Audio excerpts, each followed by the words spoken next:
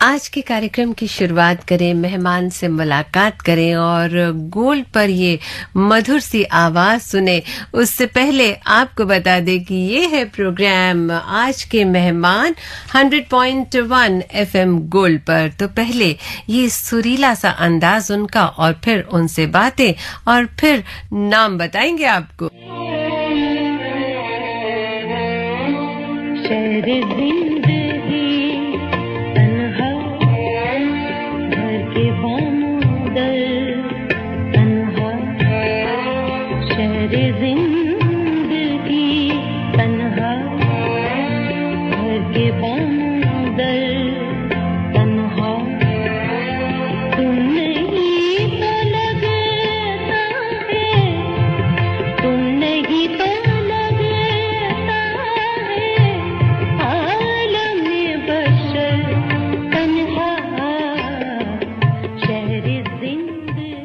जी, आज के मेहमान में हमारे साथ गोल्ड के स्टूडियो में एकदम कहते हैं ना कि देख करके मजा आ जाए, खुशी मिल जाए, कुछ ऐसी मेहमान है आज। माथे पे प्यारी सी बिंदिया और हल्का हल्का मेकअप, लेकिन गले की बात करें, सुरों की बात करें तो इतनी पकड़ के मजा आ जाता है। स्टूडियो में आज हमारे साथ सुमन देवगन। सुमन जी, आपका बहुत बहुत स्वागत करना चाहेंगे। बहुत बहुत धन्यवाद। और मैं अपने सारे सुनने वालों को सबको बहुत प्यार भरा नमस्कार, आदाब कहती हूँ। जी, और जिंदगी ना बड़ी कठिनाइयों से आगे बढ़ती है। कहते हैं संघर्ष तो होता ही है, आगे चलते हैं, बहुत कुछ देखना पड़ता है लाइफ में। ऐसे ही सुमन जी की जिंदगी में भी बहुत सारे उतार चढ़ाव आए, कभी इधर कभी उधर। मतलब मुझे लगता है भारत भ्रमण लगभग आपने कर लिया। तो सारी बातें आपसे करेंगे, आपकी जिंदगी के हर पन्ने को आज पलटेंगे और खूब सारी बातें आपसे करेंगे। लेकिन उससे पहले एक गाना सुनना चाहेंगे। कौन सा गाना सुनेंगे आप? पाँव छू लेने दो, फूलों को इनायत होगी। ताजमहल का रफी साहब और लता जी ने गाया है ये जी। सबसे खास बात है इसकी कि रोशन साहब ने क्या इसका म्यूजिक दिया है। जी, बहुत ही प्यारी कॉम्पोजिशन है, एक अलग ही भाव है इसका। लिखने वाले साहिर साहब हैं। एक गायिका स्टूडियो में हो और वो मधुर आवाज न सुनाई दे तो कैसे बात बनेगी। तो सुमन जी थोड़ा सा गुनगुना दीजिए। आप जो फूल बिछाए उन्हें हम ठुकराए, हमको डर है कि ये तौहीन मोहब्बत होगी, मोहब्बत होगी।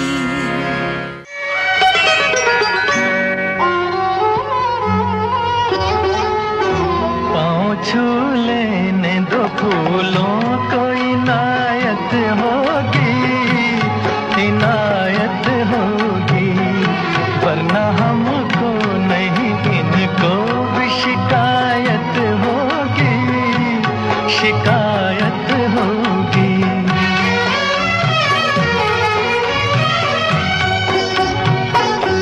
आप जो फूल बिछाए उन्हें हम ठुकराए, आप जो फूल बिछाए उन्हें हम ठुकराए।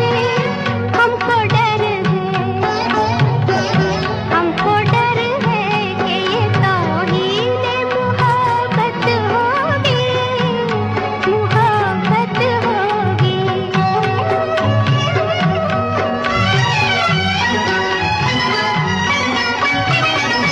दिल की बेचैन उमंगों पे करम फरमाओ, दिल की बेचैन उमंगों पे करम फरमाओ।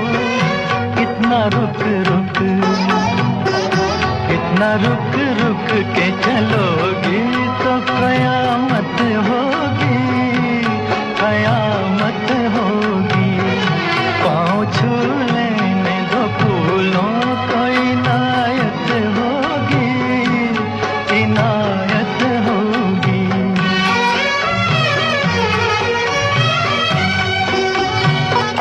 शर्म रोके है इधर शौक उतर के चेहरे, शर्म रोके है इधर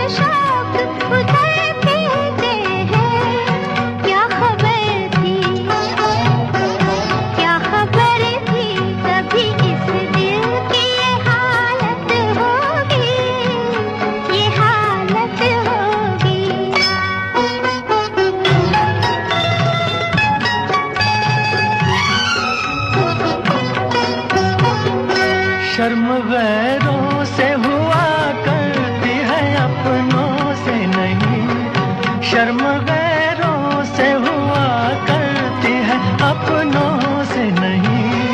शर्म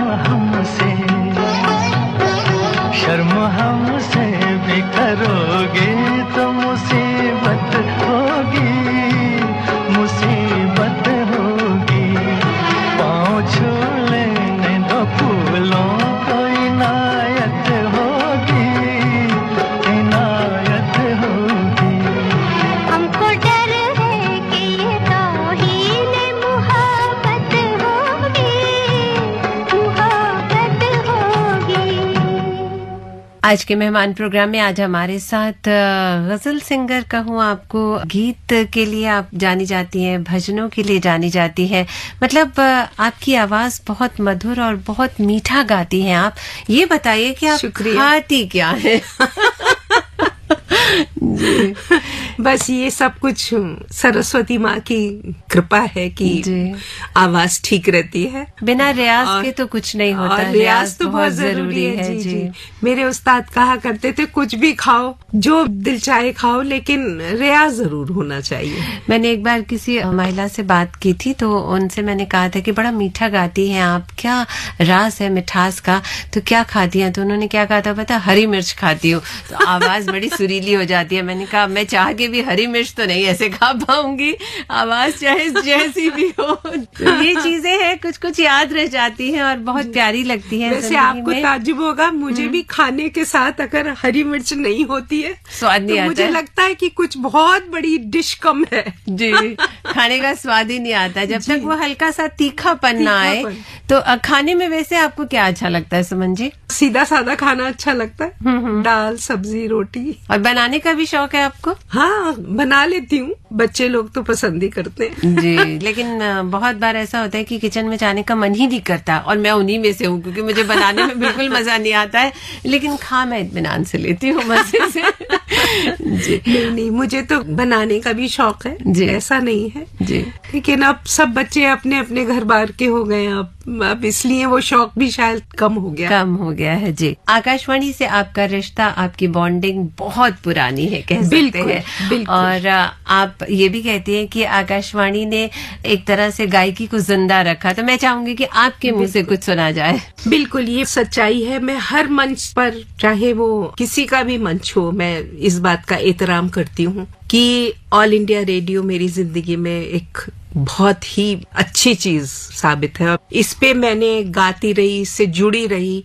तो जबकि हमारी काफी खाना बदोशी की जिंदगी थी, क्योंकि मेरे हस्बैंड एयर फोर्स में थे, तो हम एक जगह से दूसरी जगह पोस्टिंग हो जाती थी। लेकिन क्योंकि हम आकाशवाणी से वाबस्ता थे, तो जो भी करीब का स्टेशन होता था, तो वहां पर एक रहता था कि चलो कुछ परफॉर्म करना है। फिर वैसे वातावरण भी मिलता है, अच्छे अच्छे उस्ताद मिले मुझे आकाशवाणी की बदौलत। तो मुझे तो लगता है मेरा सफर बिना आकाशवाणी के तो पूरा ही नहीं होता, अधूरा हो जाता है। बिल्कुल। ये मैंने 1973 में पहली बार मैंने गजल, गीत और भजन इसके विधा में मैंने यहाँ से पास किया था।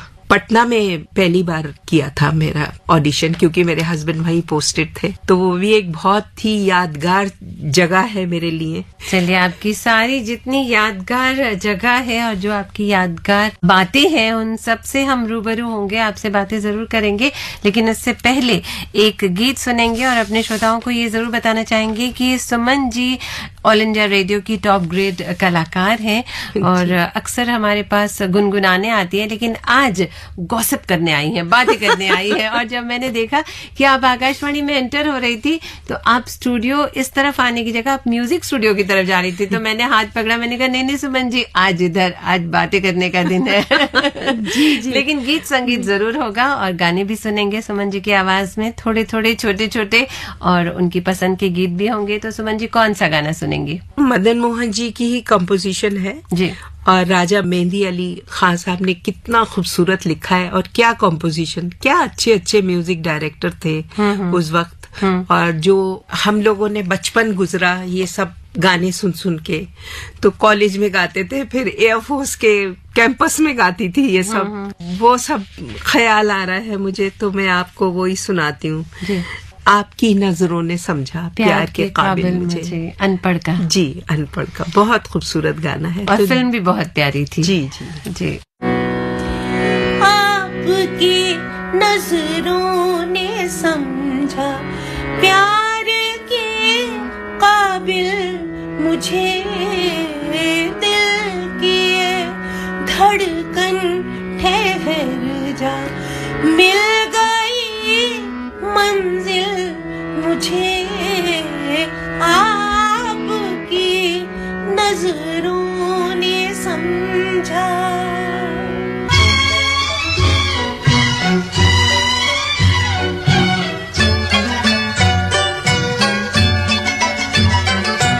जी हमें मंजूर है आपका ये फैसला, जी हमें मंजूर है आपका ये फैसला, कह रही है हर नजर बंदा परवर शुक्रिया, हंस के अपनी जिंदगी में कर लिया शामिल मुझे, दिल की धड़कन ठहर जा, मिल गई मंजिल मुझे, आपकी नजरों ने समझा।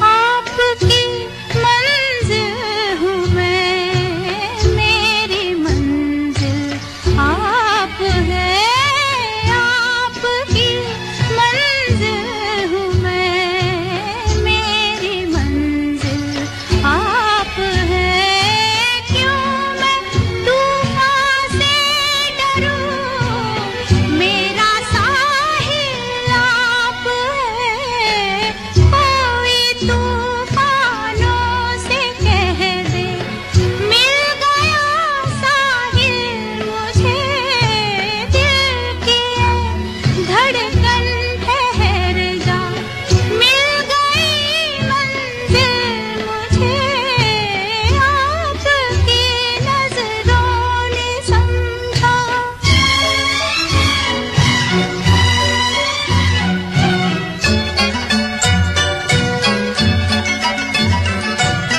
पड़ गई दिल पर मेरे आपकी परछाइयाँ, पड़ गई दिल पर मेरे आपकी परछाइयाँ, हर तरफ बजने लगी सैकड़ों शहनाइयाँ,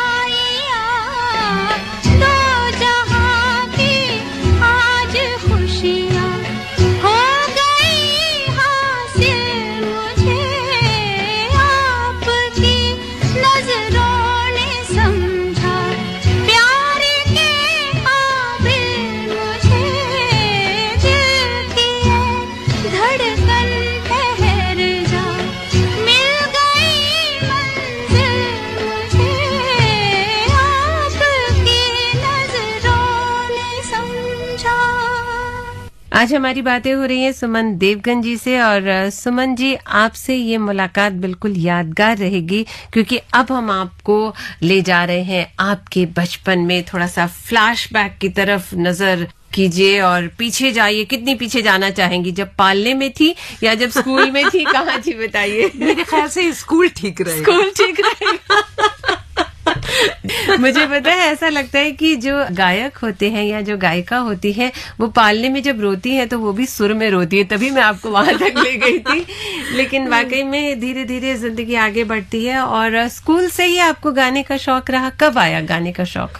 पता नहीं है कहाँ से मुझ में आ गया था, क्योंकि हमारे घर में तो कोई नहीं गाता है। अच्छा। मैं ही सिर्फ गाती हूँ।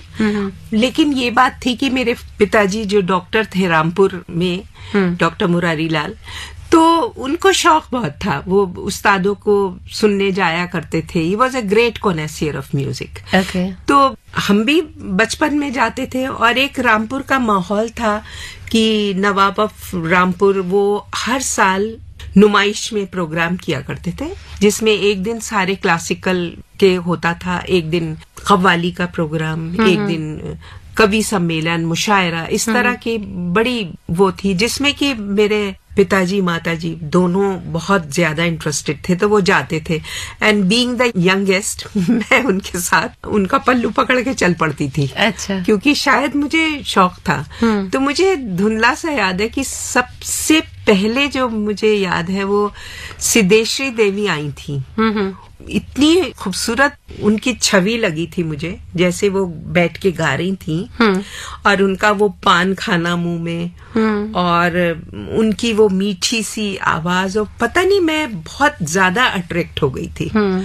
इतनी अट्रैक्ट हो गई थी कि अगले दिन मैंने सोचा शायद ये, मेरे घर में हारमोनियम तो था ही, मेरे को एक उस्ताद भी घर में आते थे, सज्जाद साहब, मेरे ख्याल से मैं 7 बरस की होंगी, 6 बरस की, तो वो सरगम पलटे ये सब कराते थे। तो मुझे लगा कि सिद्धेश्वरी देवी जो इतना अच्छा गा रही हैं, इसके पीछे पान राज है।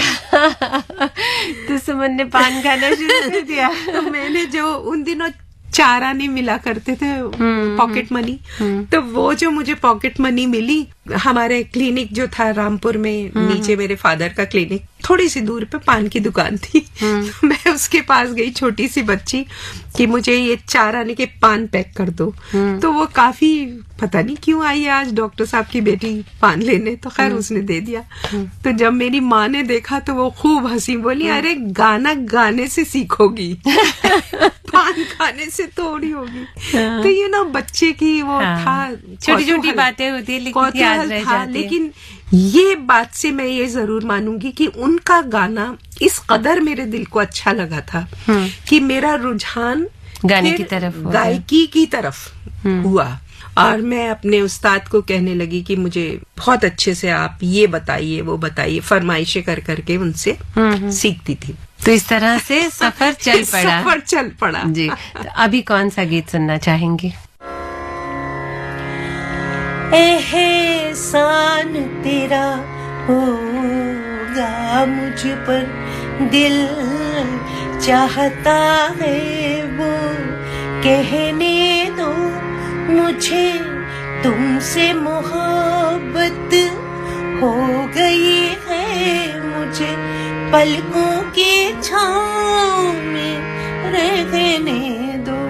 एहसान तेरा होगा मुझ पर, दिल चाहता है वो कहने दो मुझे, तुमसे मोहब्बत हो गई है मुझे, पलकों की छाँव में रहने दो। एहसान तेरा होगा मुझ पर, दिल चाहता है वो कहने दो मुझे, तुमसे मोहब्बत हो गई है मुझे, पलकों की छाँव में रहने दो।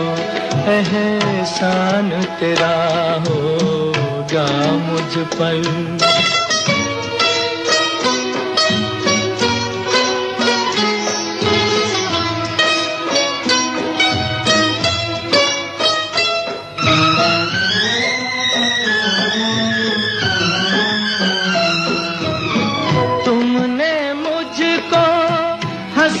सिखाया तुमने मुझको हंसना सिखाया, रोने कहोगे रो लेंगे अब, रोने कहोगे रो लेंगे, आंसू का हमारे गम न करो, वो बहते हैं तो बहने दो मुझे, तुमसे मोहब्बत हो गई है मुझे, पलकों की छाँव में रहने दो। एहसान तेरा होगा मुझ पर। सुमन जी, एक गीत मुझे याद आ रहा है, यूं हसरतों के दाग मोहब्बत में धो लिए, खुद दिल से दिल की बात कही और रो लिए, और साथ में मुझे याद आ रही है नरगिस। तो मैं चाह रही थी कि वो बात आप हमारे श्रोताओं को जरूर बताएं। इतना मेरा सौभाग्य कहिए, दिल्ली मेरे हस्बैंड की पोस्टिंग हुई थी यहाँ पर पालम एयरपोर्ट पे, तो मुझे पहला मौका मिला था कि दिल्ली में आऊं और दिल्ली में कुछ गाना का सिलसिला चले परफॉर्मेंस के लिए। एक गजल प्रोग्राम रखा गया था इंडिया इंटरनेशनल सेंटर में, उसमें Nargis Dutt, she was legendary, Nargis Dutt was sitting right in front of me, and वो जो थी वो गजल का माहौल था, और मालिक का करम ही कहूंगी कि उनको कुछ मेरी गजल गायकी, मेरा तलफ्फुज, मेरी अदायगी बहुत अच्छी लगी। फिर वो तो मेरे लिए सपना सा है कि अगले दिन जिन्होंने ऑर्गेनाइज किया था उनके साथ, वो बाद में तो मेरे मुंह बोले भाई बन गए थे, कमांडर शर्मा, तो उनके साथ वो आई मेरे घर पे, जो कि मेरे लिए ऐसा था कि जैसे क्या बताऊं मैं आपको, जैसे एक मौजा हो गया। जी। फिर उन्होंने एक महफिल रखी थी अपने यहाँ, तो काफी गजलें वगैरह भी गाई मैंने, तो उस वक्त मैंने ये उनकी चीज उन्हीं को नजर की थी जो उनको बहुत अच्छी लगी थी। तो मैं चाहूंगी कि मैं अपने श्रोताओं को भी वो सब सुनाऊं। जी।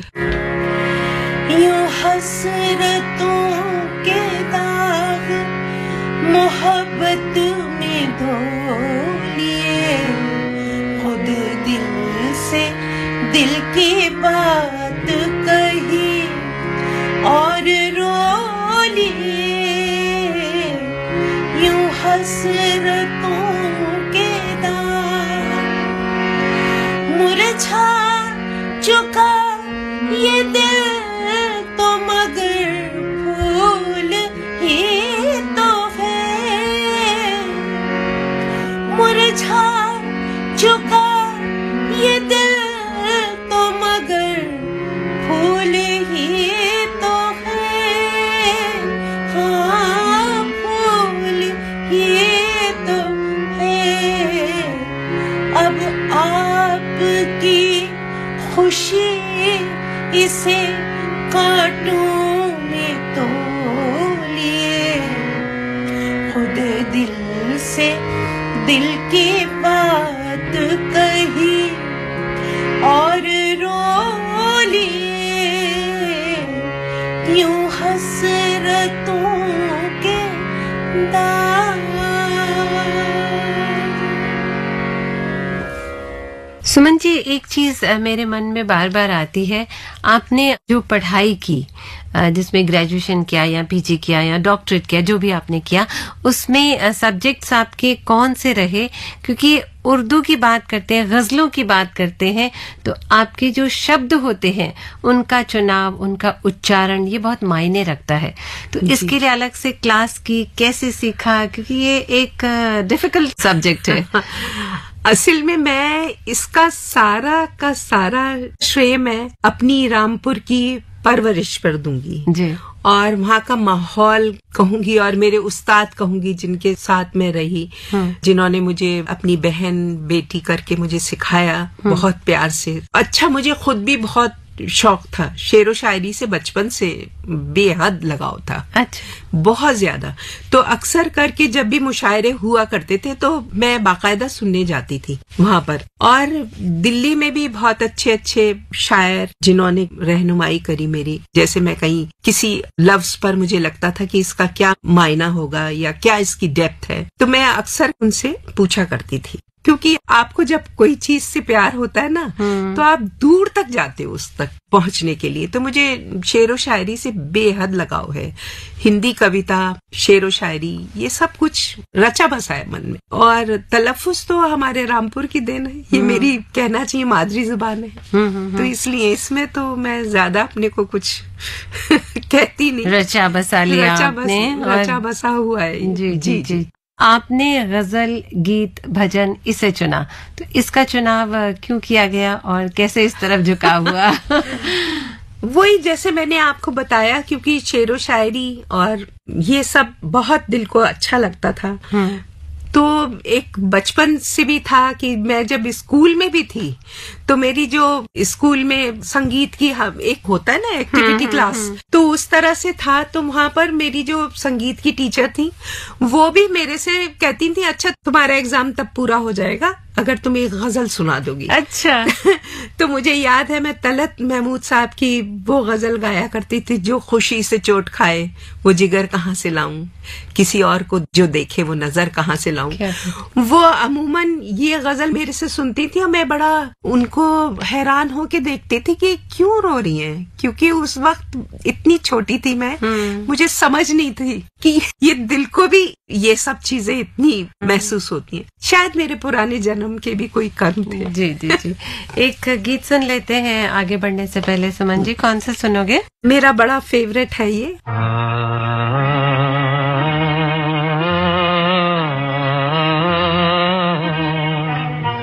न ये चांद होगा न तारे रहेंगे, मगर हम हमेशा तुम्हारे रहेंगे।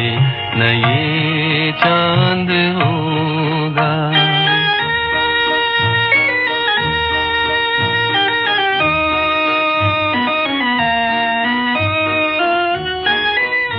बिछड़ कर चले जाए तुमसे कहीं,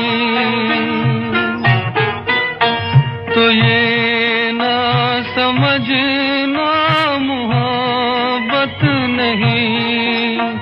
जहाँ भी रहे हम तुम्हारे रहेंगे। न ये चांद होगा न तारे रहेंगे, मगर हम हमेशा तुम्हारे रहेंगे। न ये चांद होगा।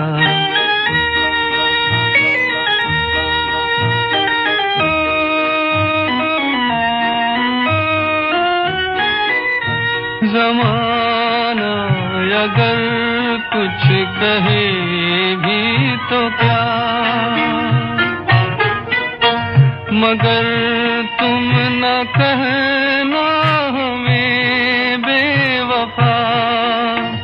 तुम्हारे लिए है तुम्हारे रहेंगे। न ये चांद होगा न तारे रहेंगे, मगर हम हमेशा तुम्हारे रहेंगे। न ये चांद होगा। चलिए अब हम थोड़ा सा और पीछे चलते हैं। मैं सोच रही थी आपकी शादी तक जाते हैं। आपने कहा जैसे ट्रांसफरेबल जॉब था उनका। जी, जी। तो कहाँ घूमे आप? सबसे पहले तो जब मैं शादी होके कोचीन में गई थी, कोची, तो वहाँ पर तो यही था जैसे एयरफोर्स नेवल तो बेस उनकी था। जब गेट टुगेदर होती होगी तो जी वहाँ हाँ। सुमन जी सबसे प्रोमिनेंट गाना सुना रही हैं, तब आगे बढ़ेगा कार्यक्रम। ऐसा ही था। हाँ, बिल्कुल बिल्कुल। ये तो मेरी खुशकिस्मती कि मेरा बहुत अच्छा रियाज होता था। लेकिन रियाज सिर्फ फिल्मी गानों का होता था, और वो जो गजलें वगैरह वो मैं घर में ही गाती थी और रियाज करती थी, वो अलग था। क्योंकि मुझे पता था कि यहाँ तो लोग यही पसंद करेंगे। तो वो तरह तरह के गाने, वो भी बहुत प्यारा वक्त था। I am so grateful to all of them कि बड़े प्यार से मुझे सुना करते थे। ऑडियंस अच्छी हो तो गाने का मजा ही कुछ और होता है ना। तो वो सब फिल्मी गाने हम गाते थे, लेकिन वो फिल्म के गाने भी तो एक तरह के सबक ही थे। ऐसा नहीं था कि वो मामूली गाने थे। बल्कि मैं आपको एक गाना मदन मोहन जी ने बनाया था। अच्छा। जो कि आपको लगेगा जैसे ये दादरा गा रहे हैं। तो मैं आपको वो सुनाती हूँ। जी। कदर जानी ना हो, कदर जानी ना मोरा बानम, बेदर्दी जे मोरा बानम, बेदर्दी। कदर जानी ना हो, कदर जानी ना।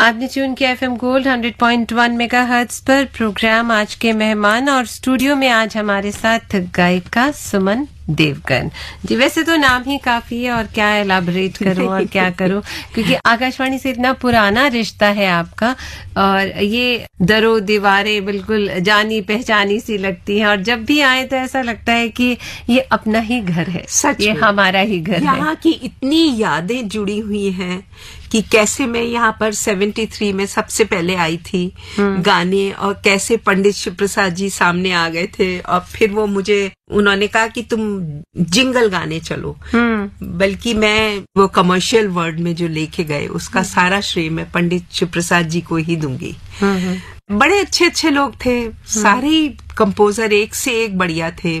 जब आप अच्छे होते हैं ना तो आपको अच्छे लोग खुद ब खुद मिलते हैं सुमन जी, तो क्रेडिट कहीं ना कहीं आपको भी जाता है। बहुत मालिक का करम, मुझे बहुत अच्छे लोग मिले और आज भी अच्छे ही लोग मिलते हैं। और साथ ही साथ आपकी मेहनत को भी जाता है, क्योंकि गाना बिना रियाज के नहीं हो सकता और उसके लिए मेहनत चाहिए, अलग से समय चाहिए। तो हमारी जो रोजमर्रा की जिंदगी होती है ना वो इतनी व्यस्त रहती है, इवन आप कहीं शादी के बाद भी ससुराल है, बहुत सारे काम है, तो पता चला जैसे हारमोनियम पकड़ा वैसे सासू माँ की आवाज आई, सुमन क्या कर रही हो, किचन में आ जाओ। तो इस तरह के डिस्ट्रैक्शंस भी होते हैं। फिर बच्चे होते हैं तो बच्चों की प्रायोरिटीज देखनी होती है, हस्बैंड की प्रायोरिटीज मैं देखनी आपको ये होती है। बताना चाहूंगी, मेरी सासू माँ जी। इतनी प्यारी शख्स थी कि उनको मुझ पे बहुत नाज था। अच्छा। कि मेरी बहू गाना गाती है। वो एक्चुअली मेरी सास और मेरी मदर दोनों दोस्तें भी थी। अच्छा। तो एक अलग ही रिश्ता था, और वैसे भी वो बहुत सुलझी हुई बड़ी पढ़ी लिखी मेरी सासू माँ थी। तो उनको बहुत मेरे पे नाज था कि मेरी बहू गाना गाती है। और आपके बच्चे कितने हैं? मेरे 2 बच्चे हैं, एक अच्छा। बेटा एक बेटी। दोनों बैंकर हैं, प्रोफेशनल हैं। जी। और मेरे हस्बैंड ने बहुत मुझे एनकरेज किया। अच्छा, उनका उनको सपोर्ट हमेशा रहा। बहुत। पहले तो आपने बताया आप कोची में थे, उसके बाद फिर? उसके बाद हमारी पोस्टिंग आसाम में हो गई थी। 2 टेन्योर आसाम में किए, फिर दिल्ली आए। तो काफी जगह देखी आपने। जी, तो आपको कौन सी जगह सबसे अच्छी लगी? क्योंकि भारत बहुत खूबसूरत है। नहीं, मुझे तो आज भी कोचीन ही सबसे प्यारा लगता है। अच्छा। बहुत अच्छी, उसकी यादें भी शायद मेरी बहुत प्यारी हैं जुड़ी हुई। लेकिन उस लिहाज से कि संगीत की नजर से तो मुझे दिल्ली बहुत रास आया। दिल्ली बहुत पसंद आया। यहाँ जी। पे बहुत कुछ किया। जब मैं पहली बार आई तो यहाँ पर मौका मिला मुझे गाने का, जुड़ने का। बहुत आपने अच्छे। कौन से वर्ष में ऑडिशन क्लियर किया था? मैंने 1973 में किया था इन पटना। ओके, दिल्ली में नहीं? नहीं, दिल्ली तो मेरे फिर पेपर्स आए थे। तो कैसे आइडिया आया कि हम कर सकते हैं? हमारे पटना में मेस में पार्टी हुई तो उसमें मैंने कुछ, मुझे भी गाना था।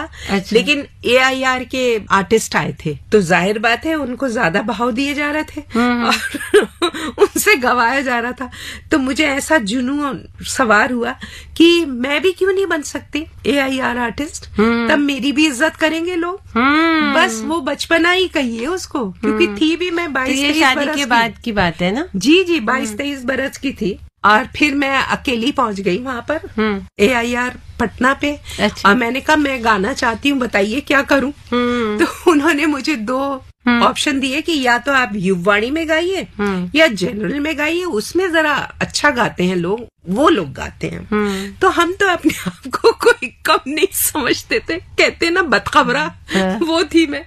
तो मैंने जनरल में ऑडिशन दे दिया और मालिक का करम कि उन्होंने मुझे गजल, गीत, भजन सब में पास भी करा दिया। तो दैट्स हाउ दिस स्टार्टेड। चलिए, तो फिर ये तो जर्नी धीरे-धीरे चलती गई जी, और जी। आपसे मुलाकात होती रही। फिर बस। दिल्ली आ गई तो दिल्ली रेडियो अब से तो आप बहुत जी, जी, वर्षों अब से तो जुड़ी हुई वर्षों हैं। से जुड़ी। चलते चलते एक गाना तो बनता है। ओ सजना बरखा बहार आई, रस की फुहार लाई, अखियों में प्यार लाई। ओ सजना बरखा बहार आई, रस की फुहार लाई, अखियों में प्यार लाई।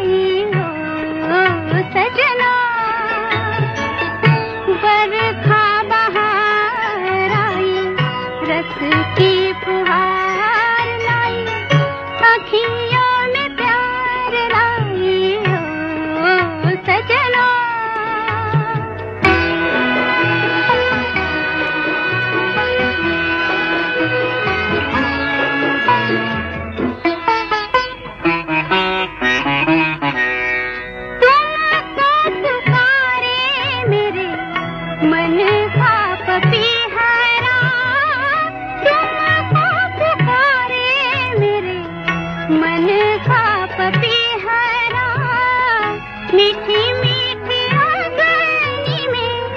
जले मोरा दियरा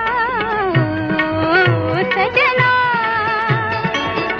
बरखा बहार आई रस की फुहार लाई अखियों में प्यार लाई ओ सजना।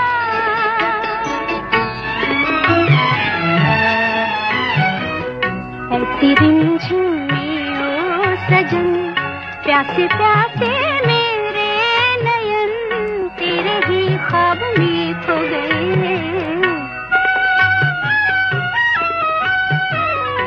ऐसी रिमझिम में ओ सजन प्यासे प्यासे मेरे नयन तेरे ही ख्वाब में खो गए। सावली सलोनी घटा जब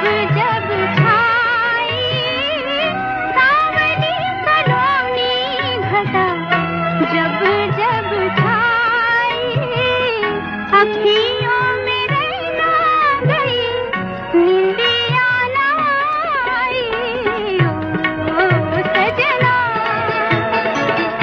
बरखा बहार आई रस की फुहार लाई अखियों में प्यार लाई ओ सजना। सुमन जी, बहुत आनंद आया आपसे बातें करके, बहुत मजा आया। और कुछ जिंदगी की ऐसी बातें होती हैं जिन्हें हमें शेयर करना चाहिए, बातें करनी चाहिए, जुड़ना चाहिए। कुछ ऐसा ही आज हमने किया और सुमन जी को खूब छेड़ा, खूब मस्ती की। मुझे भी बहुत अच्छा लगा आप सबसे ये अपने जिंदगी की निजी बातें शेयर करके। सुमन जी, बहुत बहुत शुक्रिया स्टूडियो में आने के लिए और इतनी अच्छी बातें हमसे साझा करने के लिए। आपसे ये मुलाकात तो बिल्कुल यादगार मुलाकात रहेगी। बहुत मजा आया आपसे बातें करके। फिर मिलेंगे, फिर बातें करेंगे, है ना। एक आखिर में मैं 2 लाइनें, हाँ, जो मेरी गजल लिखी तो रब्बानी साहब ने है, हाँ, लेकिन मुझे लगता है अगर मैं शायरा होती तो मैं कुछ ऐसा ही लिखती। मंजिलों से बेगाना आज भी सफर मेरा, मंजिलों से बेगाना आज भी सफर मेरा। रात बेसब्र मेरी दर्द बेअसर मेरा, मंजिलों से बेगाना आज भी सफर मेरा, मंजिलों से बेगाना आज भी सफर मेरा। थैंक यू सो मच और वाकई में आनंद आया। और अब प्रीति को दे इजाजत। नमस्कार। नमस्कार।